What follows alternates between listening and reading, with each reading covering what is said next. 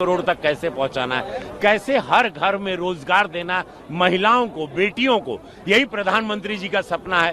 उसको साकार करने के लिए इतना बड़ा समागम ये संगम पर हुआ, ऐतिहासिक दृश्य था। मैं गोरखपुर से ये दृश्य पाकर बड़ा अपने प्रधानमंत्री पर, अपनी सरकार पर मुझे आज बहुत गौरव हो रहा है कि मेरे देश की महिलाएं, मेरी गरीब महिलाएं, मेरे गांव की महिलाओं को ताकतवर मेरे प्रधानमंत्री मोदी जी बना रहे हैं, ताकतवर भाजपा बना रही है, उनकी योजनाएं बना रही है। ये अपने आंखों से देखने मिला।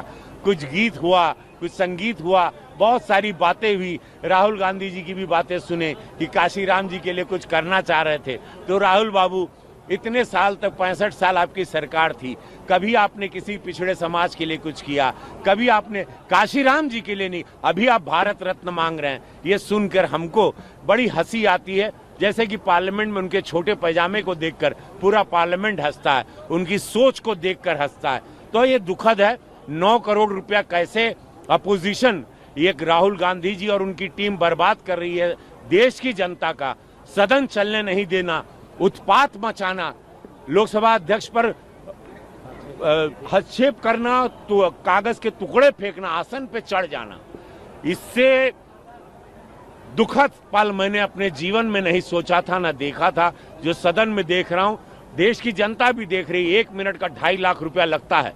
देश की मेहनत की, जनता की गाढ़ी कमाई का जो सदन में लगता है 1 मिनट का 2.5 लाख रुपया, 9 करोड़ रुपया एक दिन का ये लोग बर्बाद कर रहे हैं। ये भी देश की जनता देख रही है। अच्छा, राहुल गांधी ने आरोप लगाया कि जो भारत की नीतियां हैं वो कठपुतली बनकर रह गए। अब यूएस डील कर रहा है भारत को, जो चाहे जिस भी मामले में। ये सब ये झूठी बातें। पूरा विश्व प्रधानमंत्री मोदी जी को देखता है, उनके आचरण को देखता है, प्रधानमंत्री मोदी जी के हस्तक्षेप को मानता है कि अगर वो यूक्रेन की लड़ाई में बोले या ईरान की लड़ाई में बोले तो प्रधानमंत्री मोदी जी की बातों का आज वजन से देखा जाता है। एक गंभीर नेता के रूप में उनकी छवि है। अखिलेश यादव ने एलपीजी को लेकर के लगातार सवाल उठाए। उन्होंने कहा झूठ है, अफवाह है, भ्रामक सोच, ये गलत सोच है। कोरोना के टाइम पे भी ये लोगों ने यही किया था, यही सपा ने किया था। ये गलत बात है। सब जगह एलपीजी है। देश की जनता को कृपया आप लोग भ्रमित ना करें। सारी सुविधा प्रधानमंत्री मोदी जी ने पूरी तरह से करके रखी है। एलपीजी गैस हर जगह अवेलेबल है। आपको नियम से कॉल करना है, बुकिंग करनी है, वो आपके घर पे सिलेंडर डिलीवर होगा। ये झूठ अफवाह में। आज राष्ट्रीय आजीविका मिशन जो यूपीएसआरएलएम है, उसके तत्वाधान में 10 दिवसीय सरस मेले का प्रारंभ हुआ है, जो यहाँ पर लगातार चलेगा। और इस मेले का उद्देश्य एक ही है कि जो हमारे समूह के 7 गरीब परिवारों की दीदियाँ जुड़ी हुई हैं, जो अपना कोई ना कोई उत्पाद बनाने का काम करती हैं, इस मेले में उनके स्टॉल लगेंगे और दीदियाँ भी खरीदेंगी और प्रयागवासी भी खरीदेंगे, प्रदेशवासी भी खरीदेंगे।